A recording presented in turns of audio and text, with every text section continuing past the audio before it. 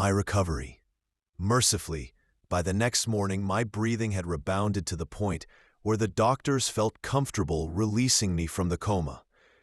When I finally regained consciousness, I discovered that I had lost my ability to smell. As a test, a nurse asked me to blow my nose and sniff an apple juice box.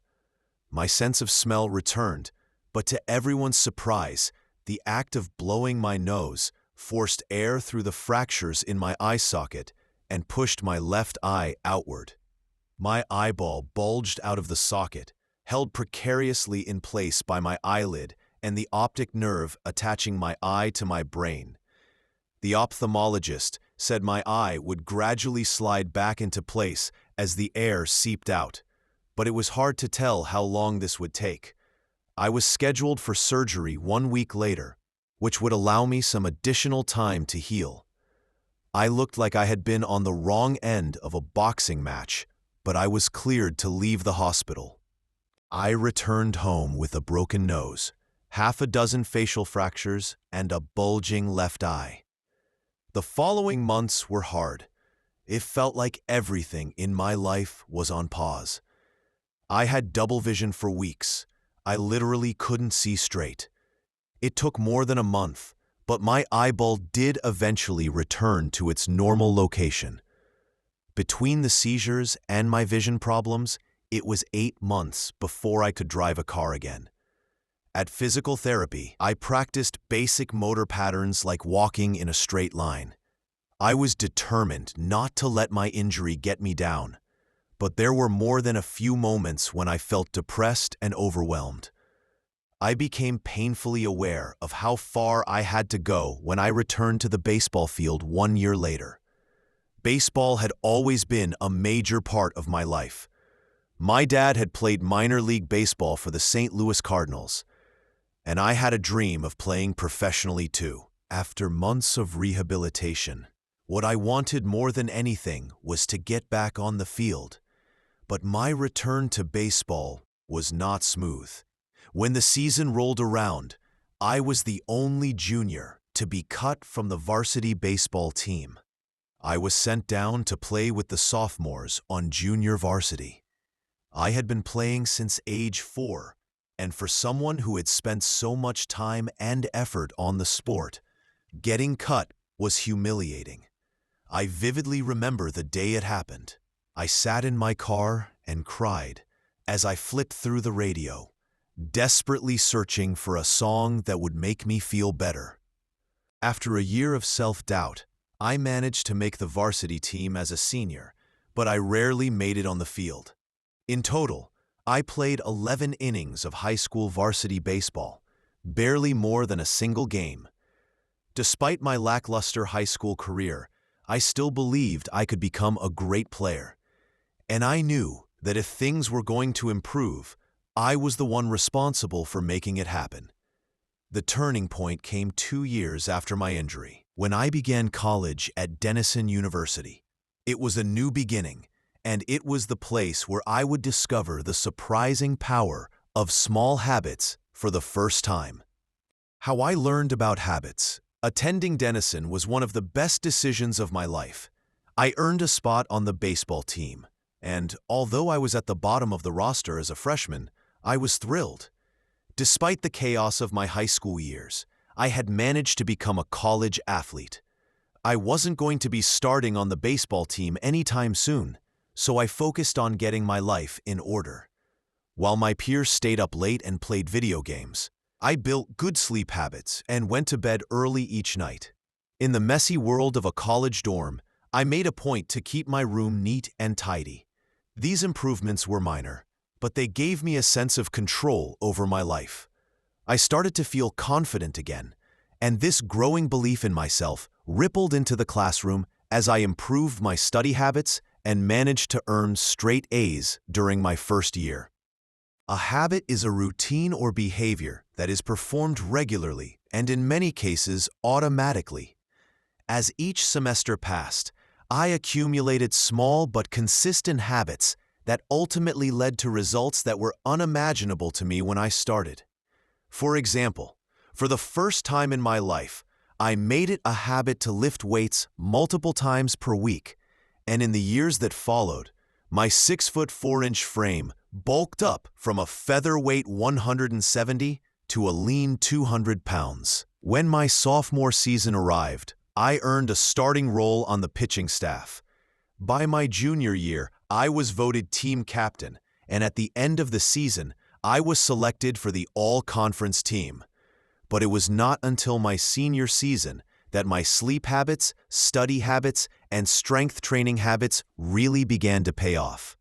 6 years after I had been hit in the face with a baseball bat, flown to the hospital, and placed into a coma, I was selected as the top male athlete at Denison University and named to the ESPN Academic All-America team, an honor given to just 33 players across the country. By the time I graduated, I was listed in the school record books in 8 different categories. That same year, I was awarded the university's highest academic honor, the President's Medal. I hope you'll forgive me if this sounds boastful. To be honest, there was nothing legendary or historic about my athletic career. I never ended up playing professionally. However, looking back on those years, I believe I accomplished something just as rare. I fulfilled my potential, and I believe the concepts in this book can help you fulfill your potential as well. We all face challenges in life. This injury was one of mine, and the experience taught me a critical lesson.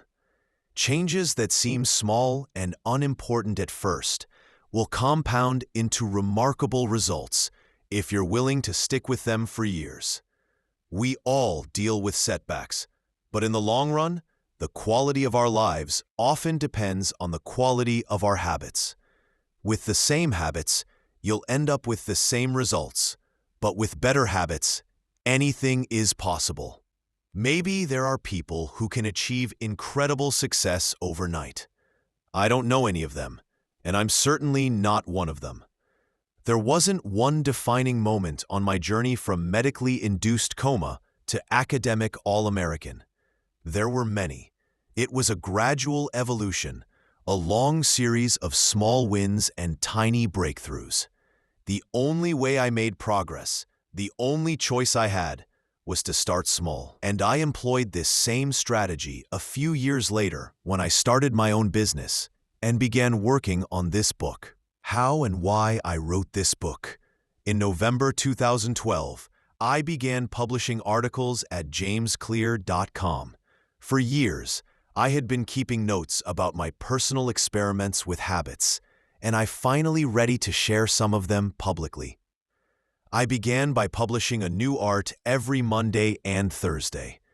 Within a few months, this simple writing habit to my first 1,000 email subscribers. And by the end of 2013, that number had grown to more than 30,000 people.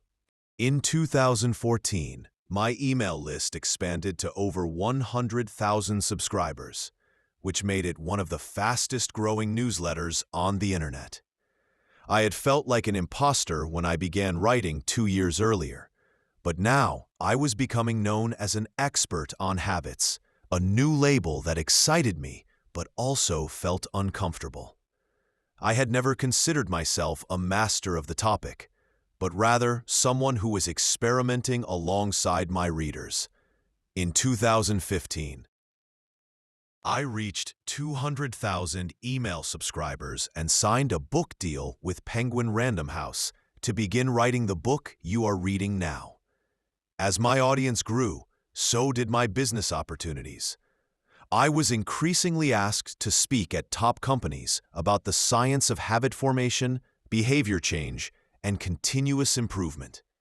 I found myself delivering keynote speeches at conferences in the United States and Europe. In 2016, my articles began to appear regularly in major publications like Time, Entrepreneur, and Forbes. Incredibly, my writing was read by over 8 million people that year. Coaches in the NFL, NBA, and MLB began reading my work and sharing it with their teams. At the start of 2017, I launched the Habits Academy, which became the premier training platform for organizations and individuals interested in building better habits in life and work. Fortune 500 companies and growing startups began to enroll their leaders and train their staff. In total, over 10,000 leaders, managers, coaches, and teachers have graduated from the Habits Academy, and my work with them has taught me an incredible amount about what it takes to make habits work in the real world. As I put the finishing touches on this book in 2018, JamesClear.com is receiving millions of visitors per month, and nearly 500,000 people subscribe to my weekly email newsletter, a number that is so far beyond my expectations when I began that I'm not even sure what to think of it. How this book will benefit you. The entrepreneur and investor Naval Ravikant has said, "To write a great book, you must first become the book." I originally learned about the ideas mentioned here because I had to live them. I had to rely on small habits to rebound from my injury, to get stronger in the gym, to perform at a high level on the field, to become a writer, to build a successful business, and simply to develop into a responsible adult. Small habits helped me fulfill my potential, and since you picked up this book, I'm guessing you'd like to fulfill yours as well. In the pages that follow, I will share a step-by-step plan for building better habits, not for days or weeks, but for a lifetime. While science supports everything I've written, this book is not an academic research paper. It's an operating manual. You'll find wisdom and practical advice front and center as I explain the science of how to create and change your habits in a way that is easy to understand and apply. The fields I draw on biology, neuroscience, philosophy, psychology, and more have been around for many years. What I offer you is a synthesis of the best ideas smart people figured out a long time ago, as well as the most compelling discoveries scientists have made recently. My contribution, I hope, is to find the ideas that matter most and connect them in a way that is highly actionable. Anything wise in these pages you should credit to the many experts who preceded me. Anything foolish, assume it is my error.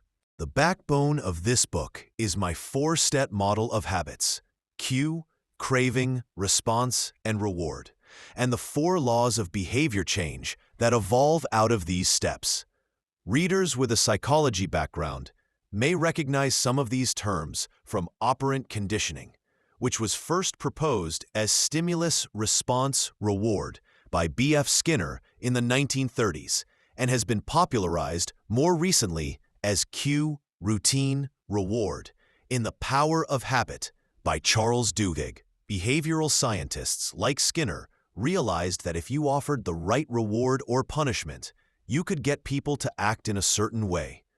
But while Skinner's model did an excellent job of explaining how external stimuli influenced our habits, it lacked a good explanation for how our thoughts, feelings, and beliefs impact our behavior.